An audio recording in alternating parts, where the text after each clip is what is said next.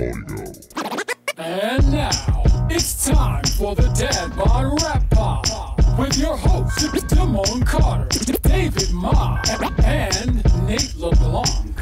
Three underground rap nerds walked into a bar. An argument ensued about who the GOATs are. The seed was a thought that would turn into a pod. Now fans worldwide say, not a bad job, the ad hoc cab squad who chronicles the vanguard of hip-hop at large. Rap taste slacked off, don't need to be mad, dog. Look no further, it's the Bod Rap Pod. Podcasting live from San Jose, California. It is the Bod Rap Pod. My name is Damone Carter, a.k.a. Dim1. I am joined by my mans, Nate LeBlanc. What's good, man? Yo, doing all right. It's a weird day. I've gotten a lot of news today. A lot of things are happening around me, but I am doing well. How are you? Yeah, I'm doing all right. It was definitely a whole ass Monday. I will say that. But you know, chugging along, and one of the things that kind of has been lifting my spirits in the past 24 hours is we got new Kendrick alert. I think there should be like long-awaited. There should be some kind of sound that comes in. Yeah, dude. I watched the video last night. I did a very dumb thing and asked my wife to be quiet while it was on. That was so stupid. Don't ever do that if you're listening to this. That is mistake number one in the 5 hearts. It's number one. Don't ask your wife to be quiet while it's happening. Yes. Anyway, after we got that settled, we watched the video. It's a pretty crazy video. Very interesting use of current technology. I'm happy that this exists. I'm happy that this album is real. Maybe 2 albums. We don't know. So I'm excited about it. How did you feel initially? Yeah, the Heart Part 5. I listened to it last night while I was taking a walk over to So audio, not video. Yeah, The video is a pretty important component of this statement. Yeah, but I also feel like right now, to me, video is a novelty. There used to be like a one-to-one connection between what a song was and how it was represented in video when the video show and videos were a major way that people got that information. Sometimes on the weekend, I'll watch MTV at my girlfriend's crib because she has this like live TV thing, and like there's generations of rap videos that I just haven't seen. Totally. It doesn't matter anymore to me. But it does matter because literally everyone is on YouTube constantly. Like video is the lingua franca of the entire industry. I think we disagree pretty heartily on that. Just because it's not on MTV doesn't mean that people aren't watching videos. That's the dividing line here, right? I guess, but I don't know. My kids don't watch videos. That's the thing. Like they don't like if you have a favorite artist and you like want to see their live stuff. I think it becomes part of an artist's whole deal. But there was a time when it was absolutely necessary. Like, more money, more problems means something different. Like I bet you they do go to YouTube and search for their favorite artists, and the things that are put back at them might not be produced F. Gary Gray directed videos, but they're video content. And sometimes it's even just the song with a picture, but that's a video in the way that I'm talking about a music video. Like here is the music video for X. I just don't think that has the same meaning anymore. And honestly, it kind of biases me about a song. So I was like, I'm gonna listen to this song. Have you not watched this video? I mean, I feel like we need to like pause the whole segment and have you watch the video. Okay, I watched it. Yeah. All I'm saying is I'm holding these two things as being separate. You know, when you're working, you're working with deep fake experts to create this video experience, which would have been cool even if it wasn't this song. So I will say that. So I'm listening to the Heartbeats track and like, because I want to hear what Kendrick is on now. You know what I mean? And that's kind of where I was coming from with it. And being able to experience him doing the kind of Nipsey Hussle role play, if you will, without having seen the video, honestly hit me harder. Because I was like, I'm listening to you and I hear what you're doing right now. Like you are literally walking me as if you are Nipsey Hussle. This is scary to me. I don't want to hear Kendrick talk about himself getting killed. But I totally got what he was doing. And then I saw the video. About himself being killed a lot. He does. He does, but I knew he was talking about himself in the visage of Nipsey Hussle. Yeah. Like you could tell from the audio. And so when I saw the video, I go, though that's a 1-to-1, right? Because like his face is changing and all this kind of shit. But I feel like I would have been in some ways robbed of the experience of putting that together for myself. And so I enjoyed the track. I feel like he is a prestige rapper. He's the last guy that can come in here and be like, here's a 5-minute, 30-second track, no beat change. It's a sample that you're clearly familiar with. It's been flipped before, but I'm gonna do it again. And I'm just impressed by his ability to still entertain us in this way. Yeah, it reminded me of hearing I for the first time off of Damn, where that had that huge Isley Brothers sample. Yeah. And then this has the huge, apparently, and this is a big semantic thing that even I don't want to wade into because I don't have any facts about it. Apparently, it's not actually a sample. It's that the beat was created from the original master tapes for Marvin Gaye, which is like the flex of all flexes. All time. Like, we have the stems, motherfucker. Yeah. Not the stems, the master tape. Okay. Slightly different. You know what I mean? Now they have technology that can break stems out of anything. Yeah. It's like, that's common. That's just how people sample now. It's different to be given the physical thing and then go make a beat out of it. Mm-hmm. Yeah, no, which again, he's at that level where this is prestige rap, where he can do that. There's like 4 artists that can really do this. Yeah. And if you make good use of it, and I think he did. I think the track works. Do you think this started with Otis from Watch the Throne? Ooh, yeah, because it's a licensing play, right? And again, I'm not a. It's an I can afford this. Yeah, but I mean, from like Otis Redding's legacy, his estate, right? It's a licensing play for them. Where I think in the past, where Otis got a feature on that, which I think is I always think that's funny, and I think it's that's what it is. Yeah, because it's them going, yeah, you can do this, but it's going to be a feature. You're going to put the name there. Yeah, and they probably. I think generally speaking, I just read something. I don't remember which article, but it was about Pusha T. New album, but it was about the Wyoming sessions, and he was like, I have to give up 90% of my publishing on all these songs because Kanye doesn't give a fuck, and I kind of do give a fuck, and I would prefer to keep more of the publishing, but whatever. Exactly. He's the artist, right? Yeah, it's definitely a huge flex, and but there's a way to fuck that up too. You know what I mean? Recognizable samples is a very dicey game if you don't do it right. But I thought he did it right. I feel like Kendrick with I thought that was a little bit corny, but I really think this really hits that mark of him trying to take you somewhere and make this meaningful, impactful statement over a soundscape that you're familiar with. This is my other theory, which is that for lead singles in his current era, which is basically Damn and this, and we'll see what happens after this, he does a big recognizable sample and talks about like big world issues to get like normal people to pay attention to it.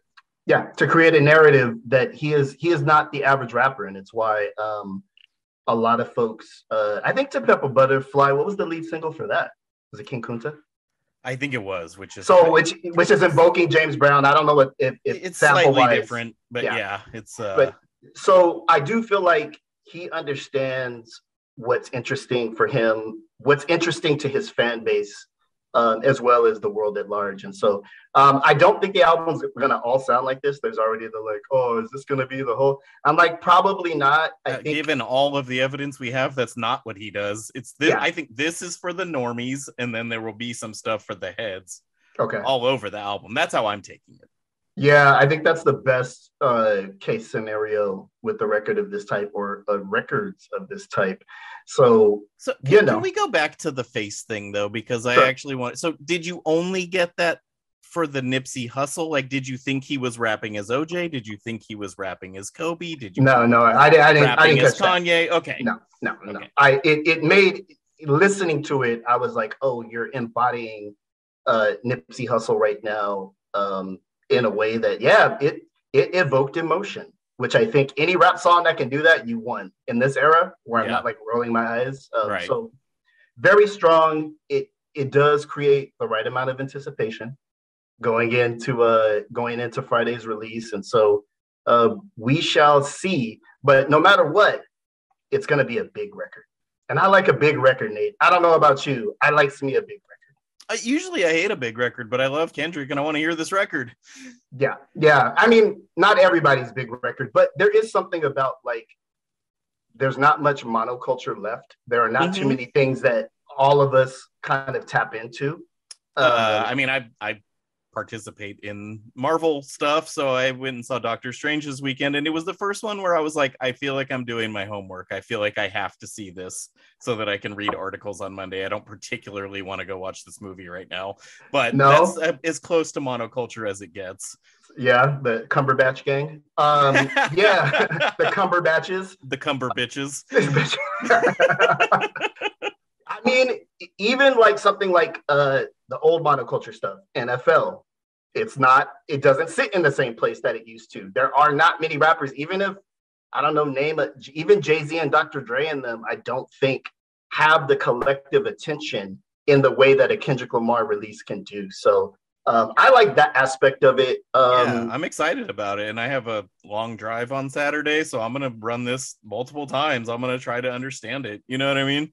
So I will be going to LA as well this weekend. So you're saying I should not tell my girlfriend that she needs to be quiet between here and Los Banos so I can peep the record? Are you saying that's probably not the good move, or what do you think? Your choice, but it didn't work out for me. All right. We are all going to learn from Nate's example, but not the only record coming out on Friday. There is also another record that we're pretty excited about that's coming out on Friday from one of our faves. Quelle Chris is dropping Deathfame on Friday. And we've had the advance for a little bit, subtle flex there. I like the record. I'm interested to see how people react to it, but I like the record, and I feel like we had this kind of back forth on an earlier episode.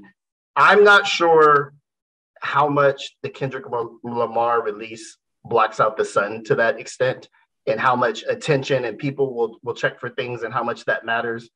But folks should definitely not get tunnel vision because I think the Quelle Chris joint is, I don't know, in my opinion, as good as anything that he's put out. Really interesting record. Really looking forward to chatting with him about it right now. Dead by Rap Pod.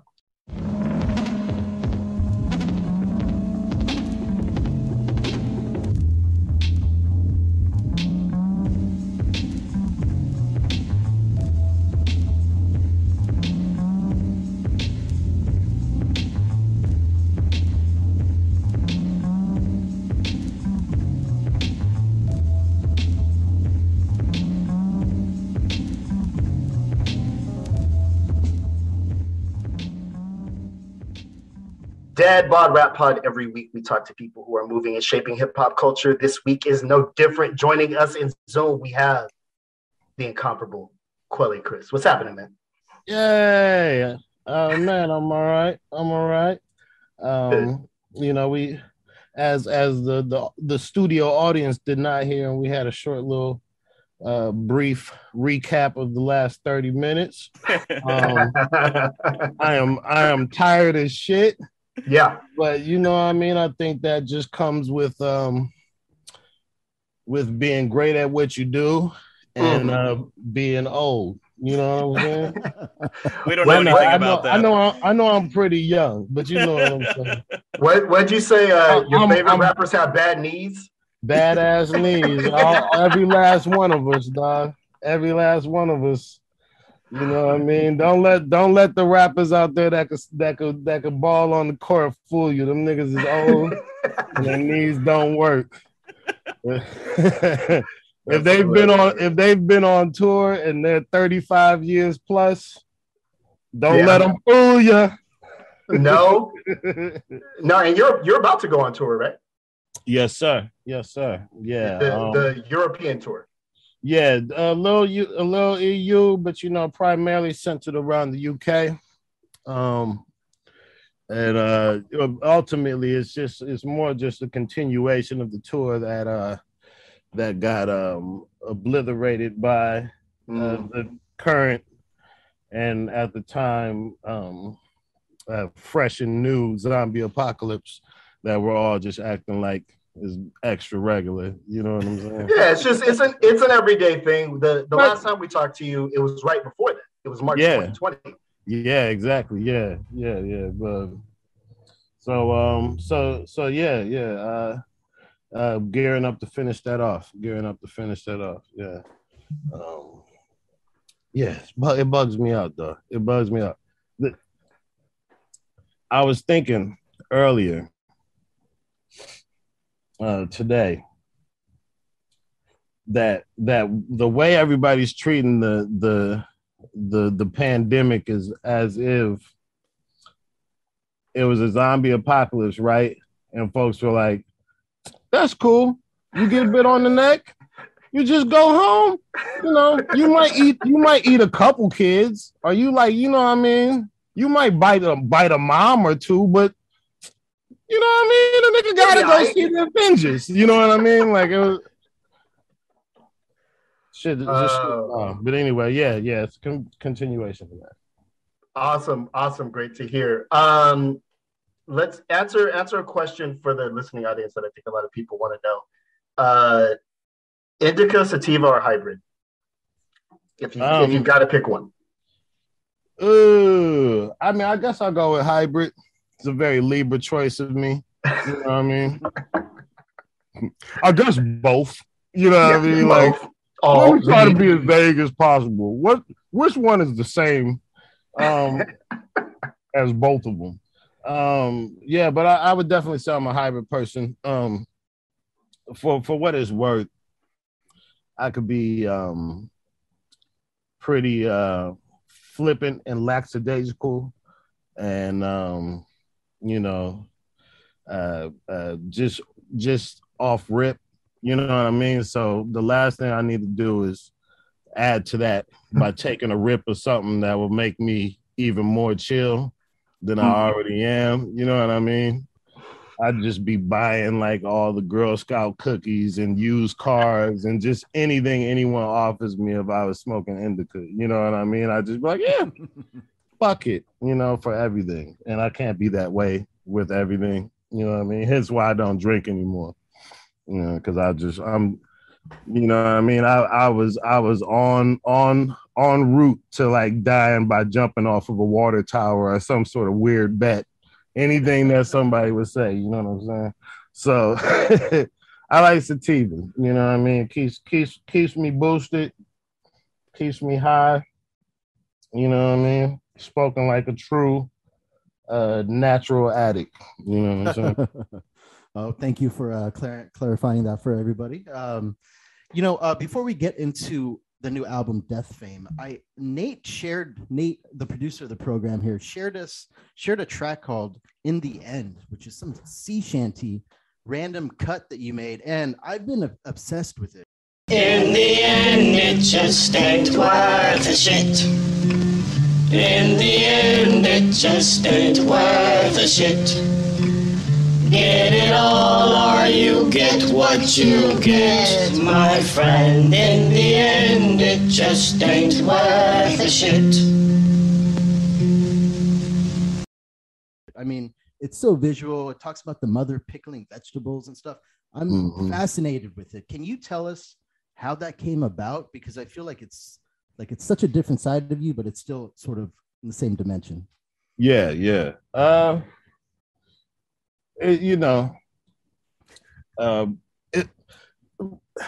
It's for one, it's hard. It's always interesting when I hear people say it's such a different side of you. You know what I mean? Because to whatever the best abilities I could, given PR or given releases at the times when I released them, I've always done my best to make it pretty damn clear.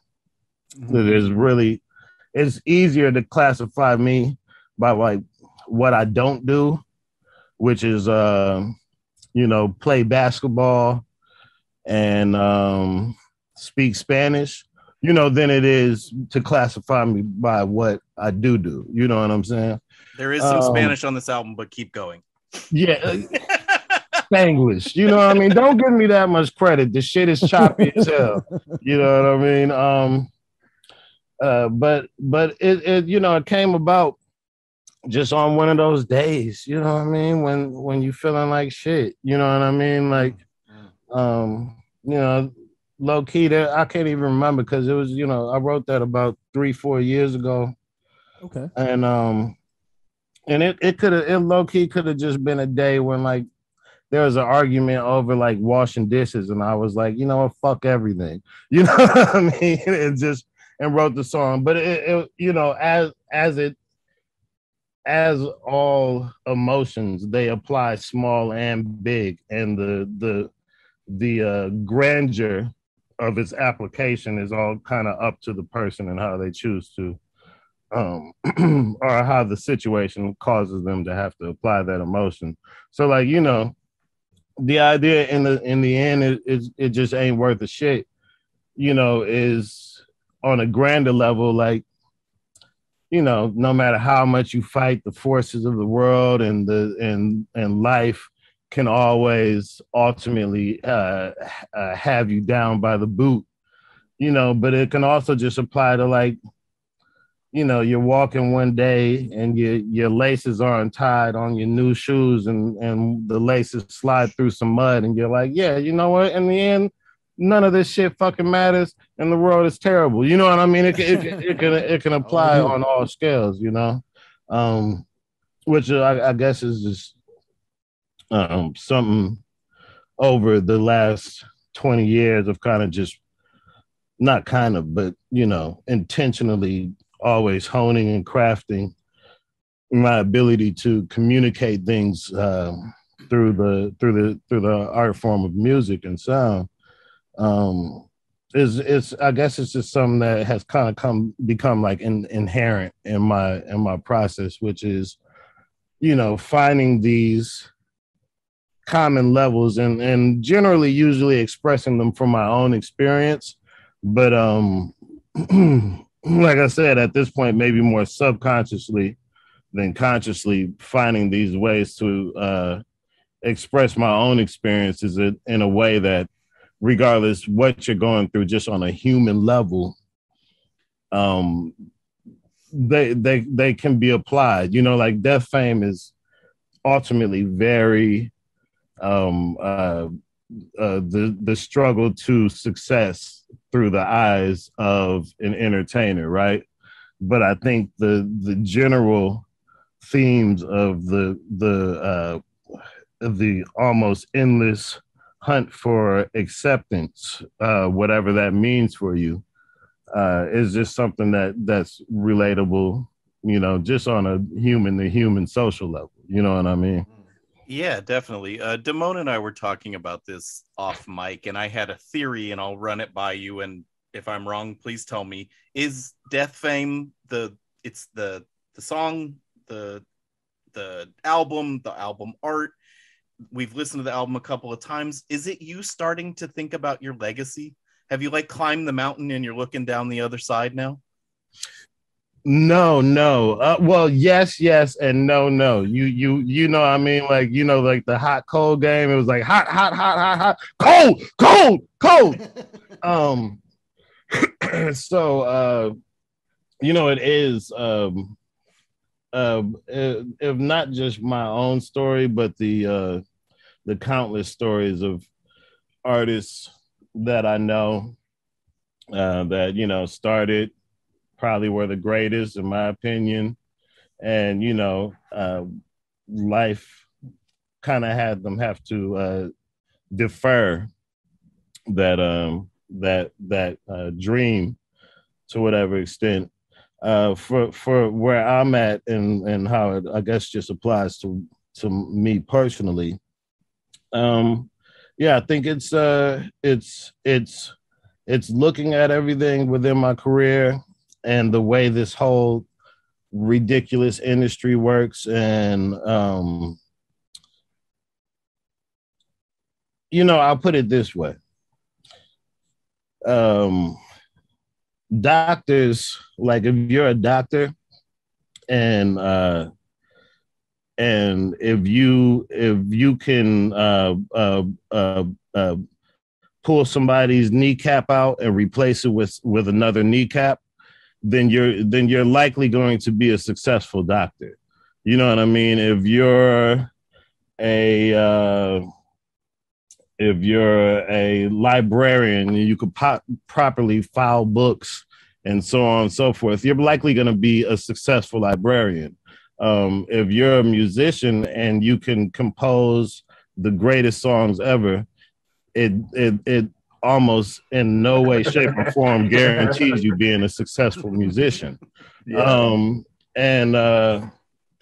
And it creates a different dynamic in that idea of success, because it doesn't have to do with being financially stable. It doesn't have to do with your skill. It doesn't have to do with any of these things as much as it has to do with a constantly fluctuating acceptance from others. So it makes the fight for success within music a lot more than something that can be easily summed up in a tangible way, you know? And you reach a point where you're like, is it actually obtainable? You know, like I often, I'll talk to people and I'll be like, you know what? In my opinion, and I don't know if this is true, Diddy has dropped a handful of projects over the last, let's say 10 years. And how y'all listen to hip hop heavy? Can y'all name songs off those? You know what I mean? But Diddy, we would consider is wow, successful. But I be telling when I'm talking to somebody young and they're like, yo, how do you make it? I be like, look, I believe Diddy wakes up every morning and is like, yo, how the fuck do I get popping? Yeah. You know what I mean? How do I make it? Sell vodka, you know what I mean? Make shows, anything but rapping, right? Yeah. Yeah. How can I be successful at this again? You know what I mean? It's just one of those things that it's very Ahab in the well, you know what I mean? But always, you know what I mean? Every day. So this album is kind of just about the kind of conflict between kind of like that idea of get rich or die trying. It's like it's like an emotional 50 Cent. You know what I mean? Ultimately. You know, so you mentioned that, right? And the title is called Deathfame. So is this also kind of a lament on how hip hop as a genre, there's this connection between rappers dying and then becoming successful in the death? Yeah, 100%. You often hear people say give me my flowers while I'm here. I'm like, yo, give me that shit y'all give Prince and Dilla, you know what I mean, while I'm here. Specifically, give me that Deathfame. You know what I mean? Because flowers is one thing, but give me that shit y'all be giving the dead. You know what I mean? While I'm here. And that's something that's just especially with social media and so on, that's been so amplified, that that wave of almost the showmanship of sorrow, you know what I mean, that we've seen, over the last couple of years, Do you feel like, I'll take it a step further, do you feel like particularly as a Black artist, there is a weird and dangerous connection between death, fame, and success? Martyrism. Yeah. No, we definitely have. I mean,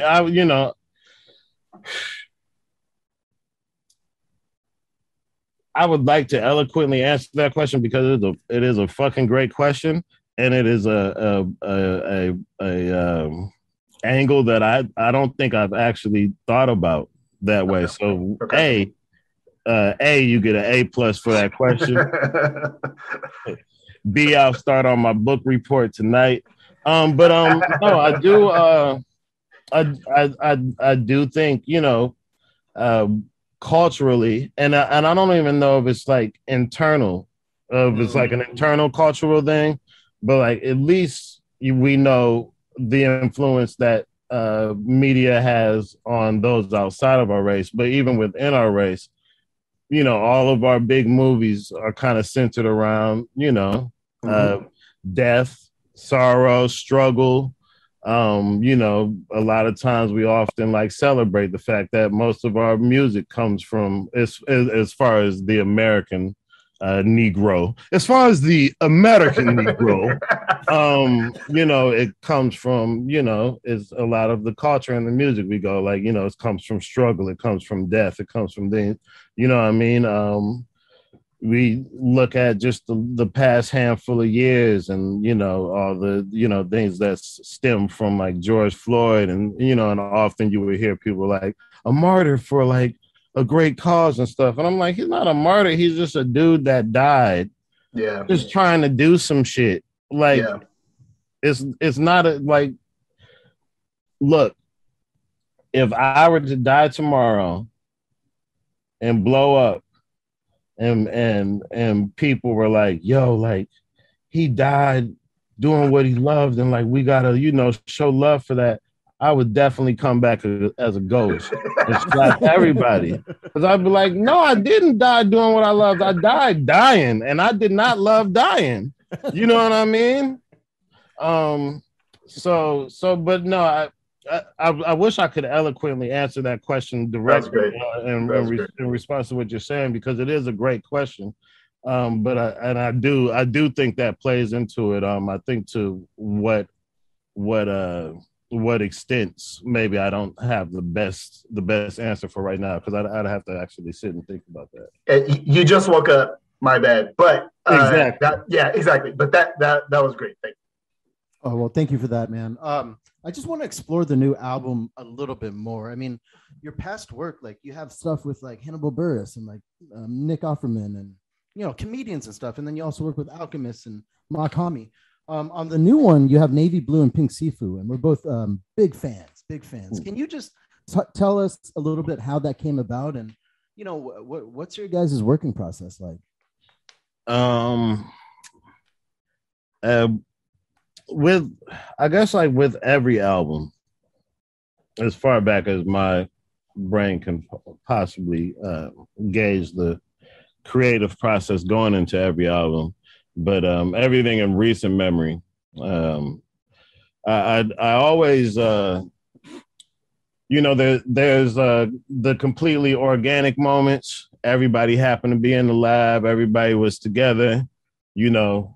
The joint was getting worked on. Gee, I gotta get on this. You know what I mean? But as a producer, you know, a lot of people, especially in hip hop, we kind of narrowed down the idea of producer to dude who made a beat.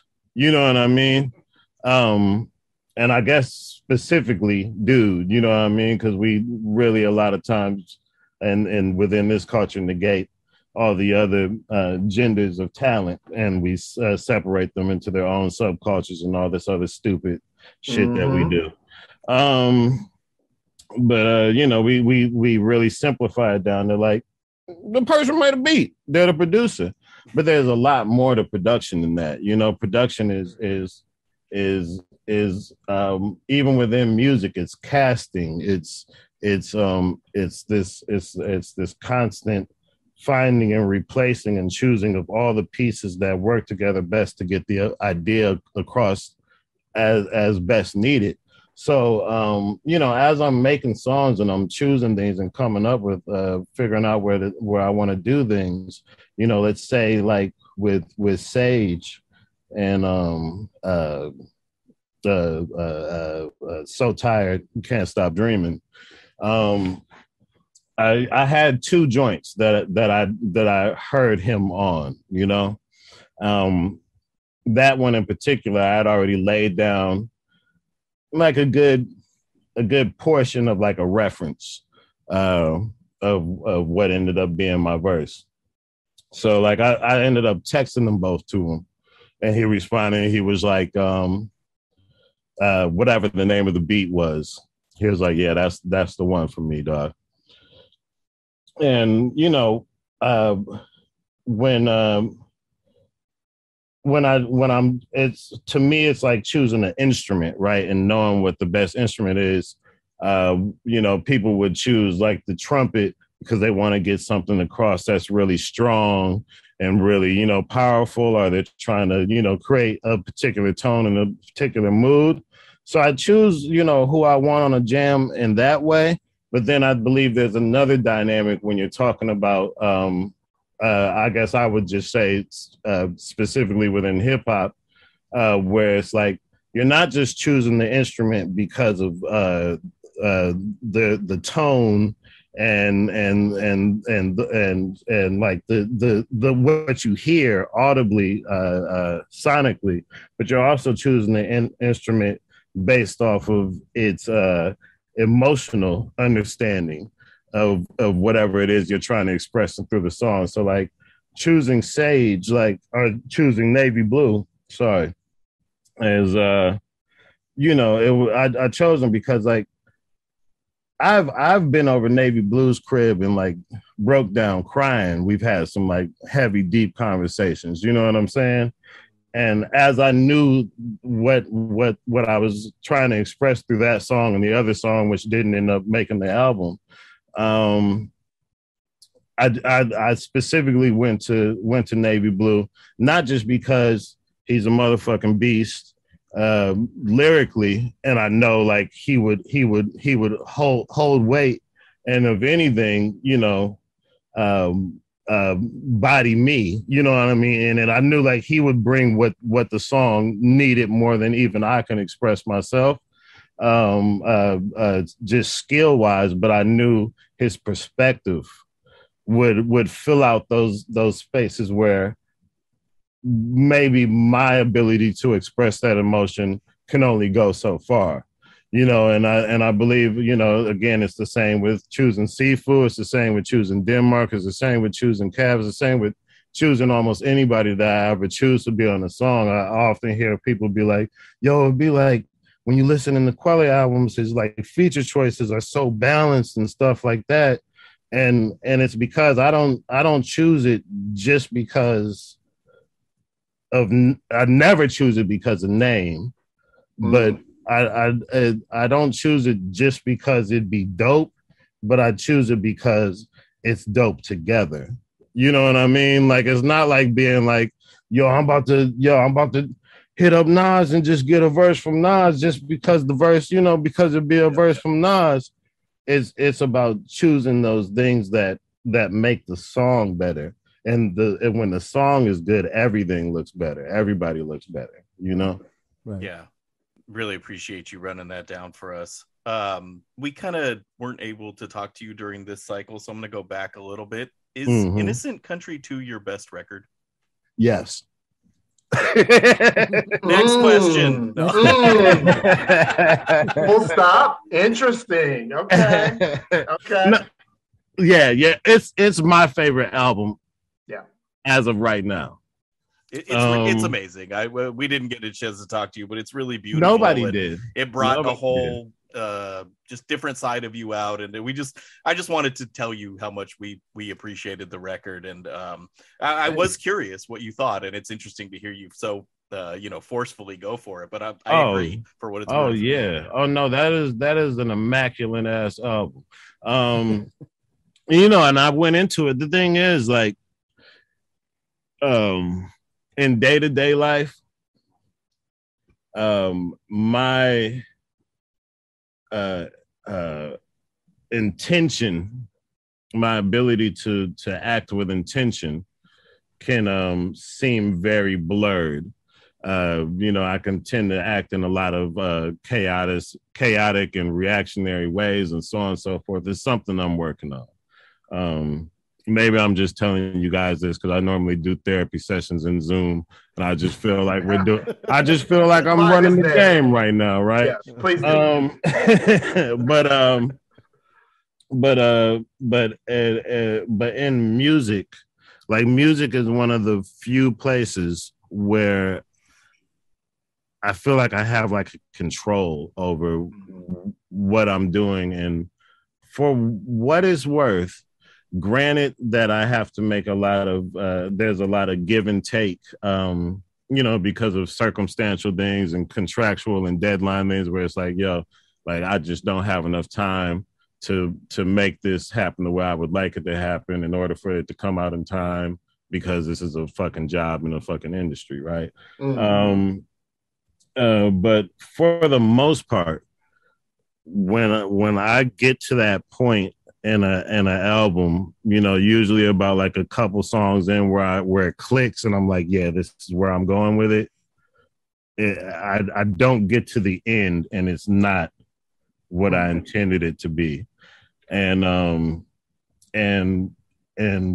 you know, like Guns for me was kind of like one of those albums where coming out of Everything's Fine, but specifically coming out of Being You Is Great, I felt like I was getting lumped in with a lot of like, what's the best way to word this? A lot of say too much shit rappers, like a lot of just wordy ass, like, you know what I mean? Like rappers that, I'm sorry, because like it's hard. I'm trying to figure out the best way to word it. And I know like the way I word it is the same way I would word it amongst all of my rap friends, including the rap friends that I'm talking about. Cause like I'm never talking shit or talking down on other people as MCs. Cause like I have a very wide history with hip hop, and there's not too many styles of MCing that I don't like or haven't done to some capacity in the last, you know, like I said, about like 20 years or so. But I felt like, you know, I was like people hadn't, like people, that album did so well that people didn't know all the styles that I brought before then. And I felt like people were like, oh yeah, he's just kind of like an emo rapper. So I was like, let me bust him with Guns to be like, look, I could do bat, and also I could wrap circles around bat if I need to. You know what I mean? Like let's not forget that I can bust y'all with a bunch of emotional shit, but then turn around and rap my ass off on you too. And so I did Guns, and I loved it. That was my favorite album for a second. And then and then I was like, after I did Guns, which I feel like sonically, just production wise, verse wise, song wise, album wise, I felt like what at its core is a extremely hip hop album, right? You know, when, as far as I remember, when we had like, you know, a Far Side tape, people were like, that's a hip hop album. Right. They weren't like, that's an abstract hip hop album, or that's this type of hip hop album. And I know those my deterrence to those classifications may just be a product of my age. But you know, I did Guns, and I feel like people got so caught up on like the title Guns, because people always go like, it's like a great breakdown of the American gun system and so on and so forth. And I hate saying this because I don't like Ozing myself or like revealing the eyes of my own shit, but like there's only two songs technically on there about guns. You know what I mean? So like I feel like people were still kind of getting caught in these preset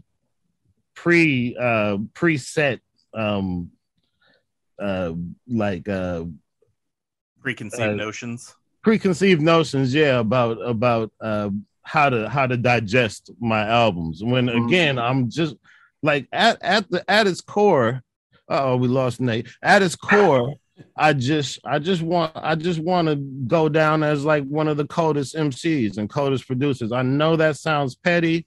Again, I'm old. All I wanted to do was get 5 mics in the Source and win a Grammy, and I could die happy. Now, you know what I mean? The 5 mics in the Source ain't gonna happen no more. I could still win a Grammy. People would be like, "What? The Grammys don't matter." Sorry, it matters to me. You know what I mean? So coming out of Guns, I was like, let me make something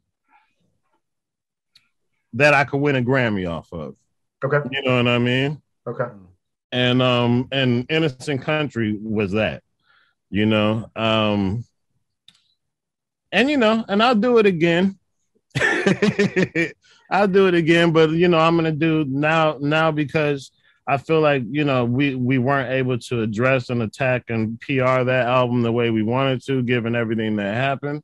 Yeah. The next few albums might get a little crazy, and then I'll come back and I'll win a Grammy in like a couple years.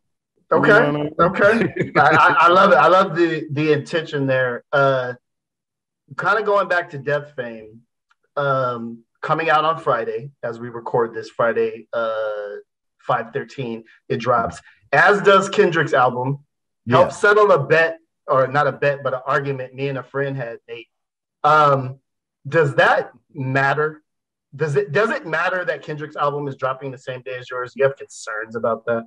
Not at all, sir. Nate is victorious in this thought. Yes. Not at all. It don't mean a damn thing to me. Kendrick's always been cold. Yeah. I think the first song I heard from Kendrick, and I want to say J-Rock was on it too, was y'all remember that song Cooler Than Coach K by the was on a mixtape? Yeah, we're gonna do a little, I like podcasts, they always have that person that looks everything up while people talking. Exactly. I'm about to find it real quick. But it was this song Cooler Than Coach K, and let me see who it was. What was their name? Because they were cold. I feign saying they were cold because they could still be making stuff and still. Did you hear the new joint of Kendrick's? Yes, I did. I listened to it with Sifu yesterday, actually. Cooler Than Coach K by the Sore Losers. But anyway, that was my first time, I think, hearing them. And since that day, for what it's worth, I don't think there's been a year when I've dropped something and Kendrick or somebody from TDE has dropped the album, right? And from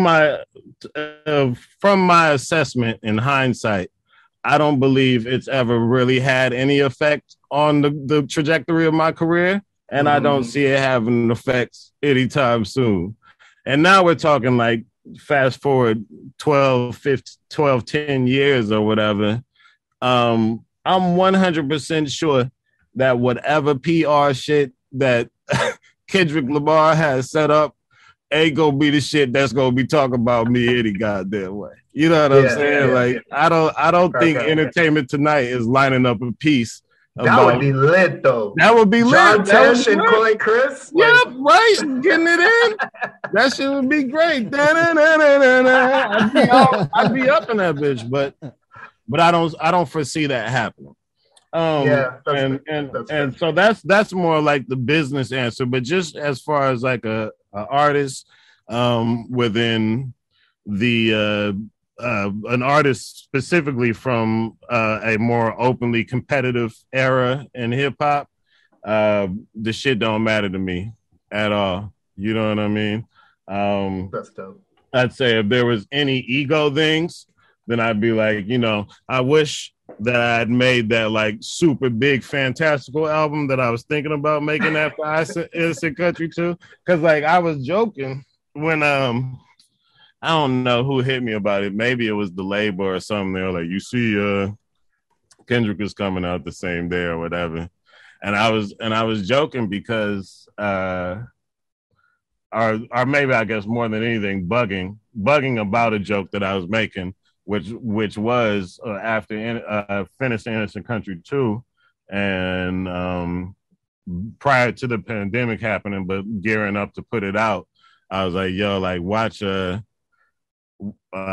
this next album I put out come out like the same day as Kendrick. and 2 years later it came Prophecy. to fruition. Prophecy.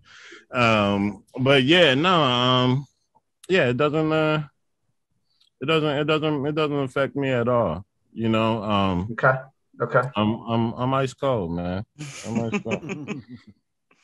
So true. Quelle Chris, we appreciate you coming on. We've had a chance to run Deathfame quite a bit. Love the album. Just love everything you're doing. Want to wish you the best on your European tour coming up. Kind of in closing, I know we're rap fans, so we're like this. We just heard your new album, but what's next? What's the next thing? What's next? Always. I'm currently doing some more scoring for like a top secret project that's coming out with that's the brainchild of a very highly regarded rap artist. Hey. So I'm working on a score for that, which hopefully should be surfacing within the next couple months. Me and Denmark are finally going back and wrapping up this Alchemist album that I started like 6 years ago. Whoa. Yes, dude. Yeah, but like they say, low key, we wrapping up. Low key, I'm telling you everything about something that I don't think it's low key no more, Jack. And hopefully getting to actually sit and talk to you guys a little bit more because, mind you, let me make it clear, I'm a super huge fan of y'all show.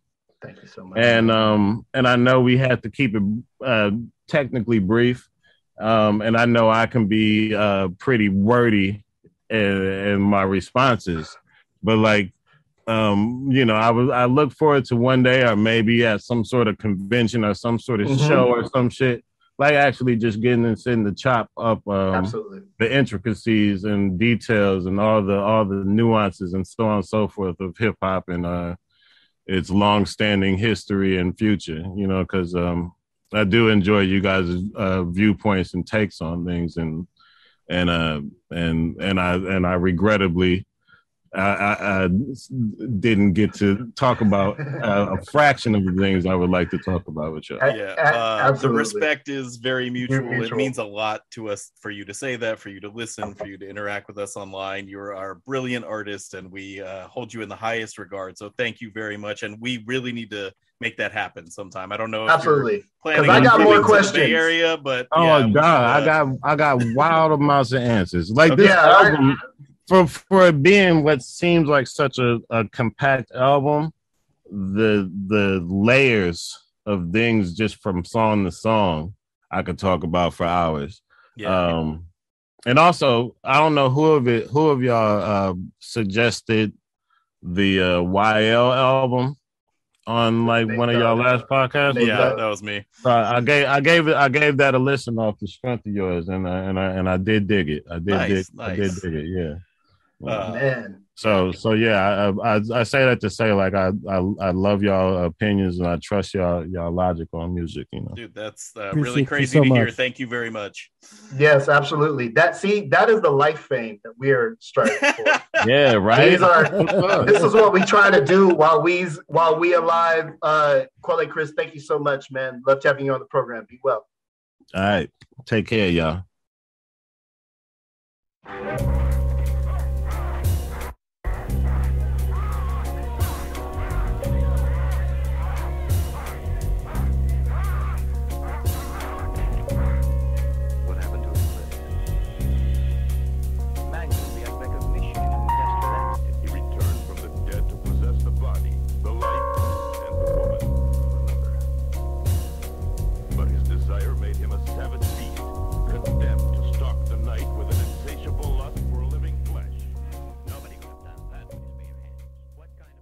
All right, that was our conversation with Quelle Chris.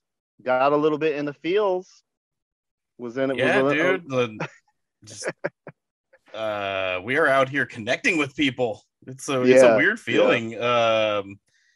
after we got off the phone, it was like the Warriors game was on and it was dinner time, and I was like not ready to like go domestic yet. I kept like walking around the house like shaking my hands like you can see me doing now. I needed to like shake out the feeling of what that conversation felt like. It was very interesting. Like it got heavy at a couple points. The album, I mean, it just puts the album in so much richer context. I just cannot wait for everyone to hear the album to understand what he's talking about. And like in most cases, some of our theories were kind of good, some of our theories were kind of bad, and I didn't realize he listened to the show like that. So that was pretty surprising to me.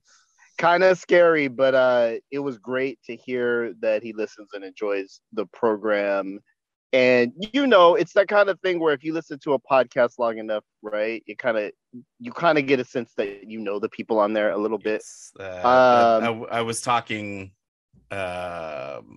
with my wife about that. Like they call it being in a parasocial relationship with people. Parasocial relationship. It's like you're in a relationship with them, but they don't know it. And I do talk about my life on here. Like we're fully out here. I'm being myself. Like so there is no other nature. People do kind of know me. They don't know everything about me. They know what we choose to show them, which is pretty interesting. But mostly we talk about hip hop, and I think people feel so strongly about hip hop. It's just I don't know if it feel like people who are into like klezmer music take it on as a lifestyle the way that people do about hip hop. So I think that people can relate because we kind of like the same things as them, and we try to give them a better understanding of it, and in some cases with more recent artists especially a little bit of access to the people who make it, which then deepens that bond. And I know I have that about people in my life, but I just never thought I'd be that person for other people. Exactly. So it's a weird feeling, man.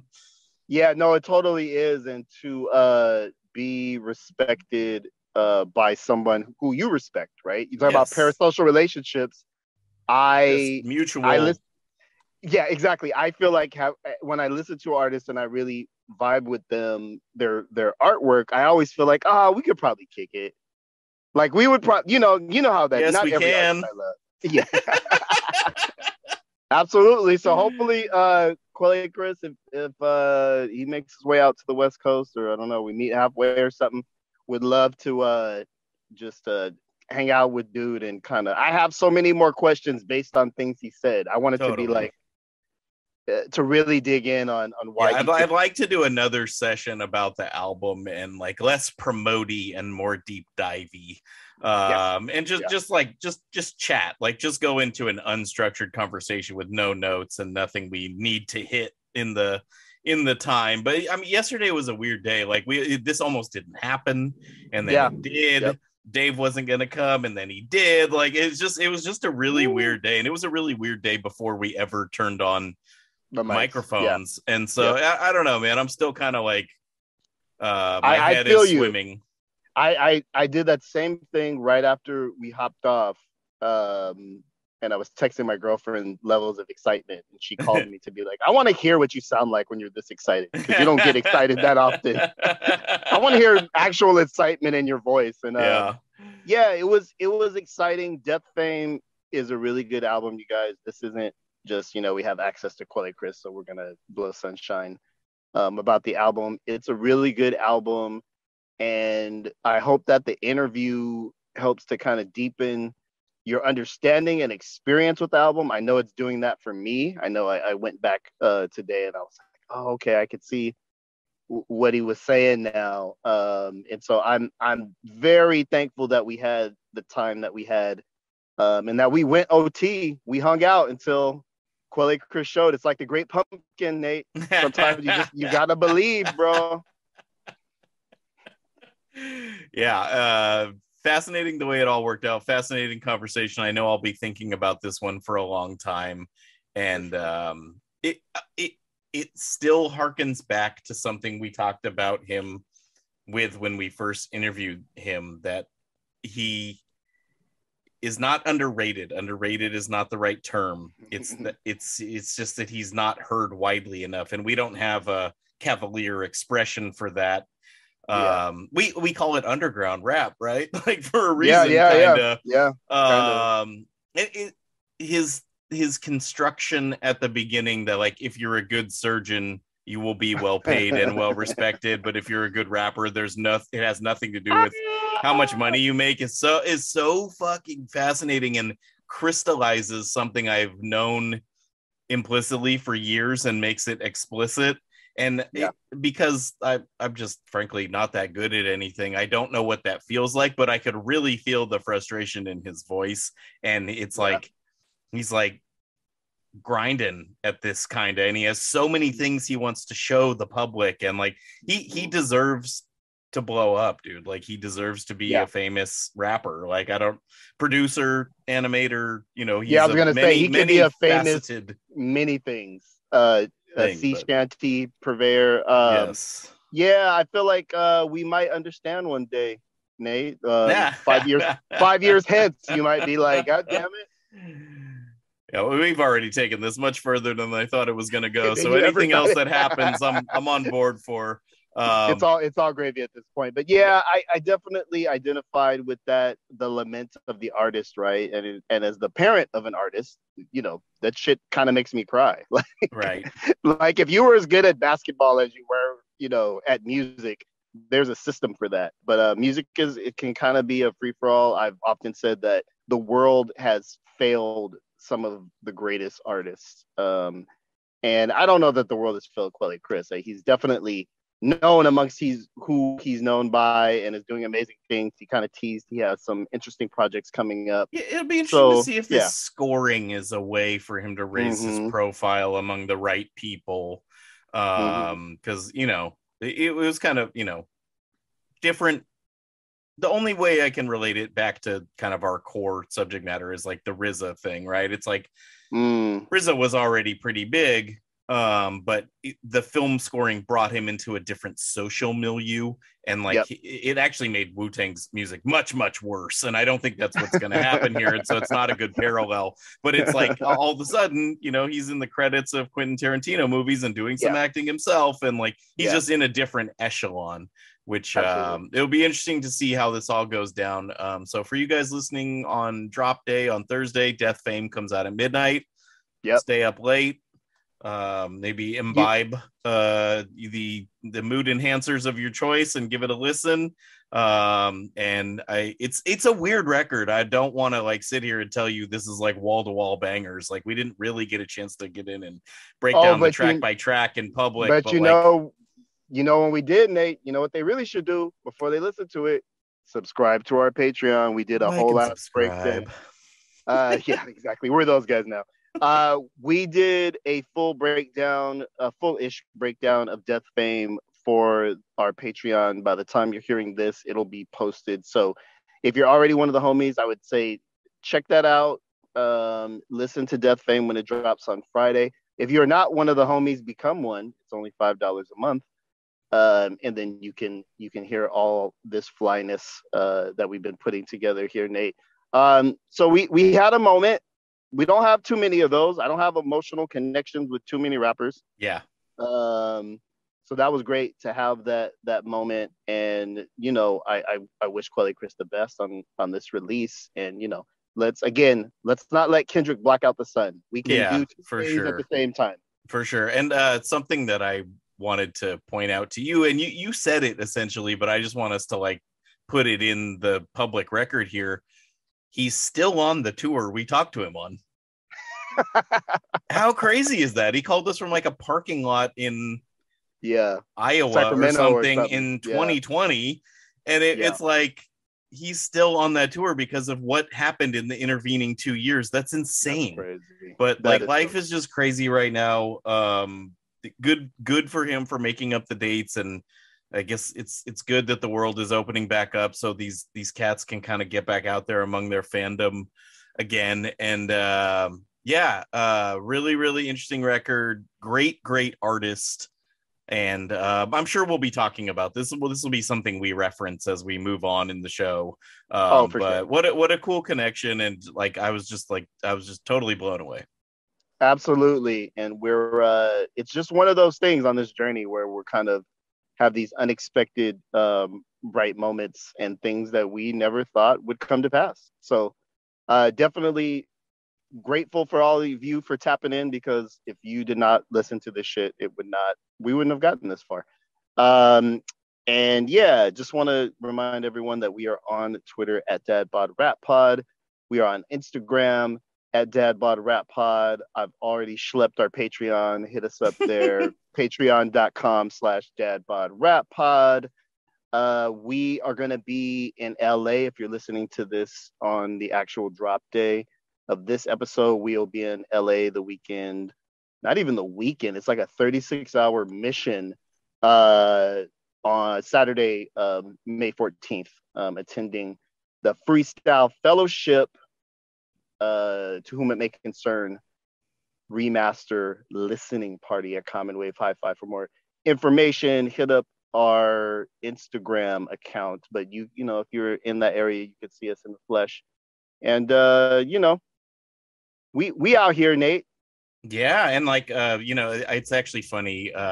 I've been talking about this phrase a lot this week because it came up on the Questions podcast episode that I did. I had this really interesting conversation when we were kind of getting to know each other when I logged on for that with Midas the Beast. I don't know if you're familiar with his music. I'm not. Yeah, he's a good rapper, and he's Sean's friend, and he's the co-host of this Making Illmatic segment that I was part of for the album Danger Doom. And he was like, you know, I was outside, and like Cats was outside, and people say that all the time in hip hop, and I'm like, I'm very specific about like I was inside. Like I'm like I'm indoorsy in general. I'm a nerd. Like I learned about hip hop from reading books and listening to it and developing my own theories about it, like kind of outside of the consensus of what everyone who kind of was outside thought about it. I have my own thoughts on it because I just didn't, it wasn't a communal activity. It wasn't an activity at all.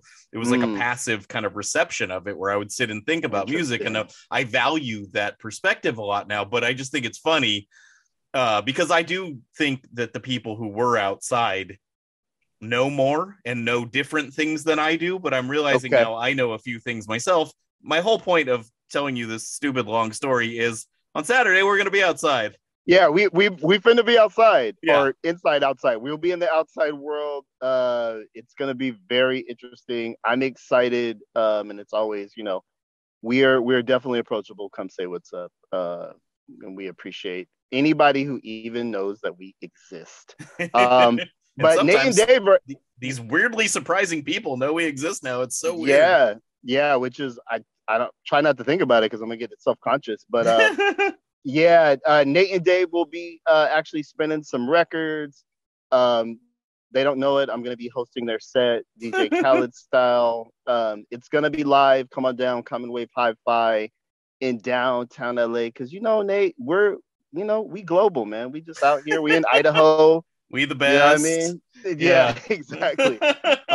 You never know what Mountain West state we will pop up in. But, you know, we out here. We appreciate your patronage. We are the Bod Rap Pod.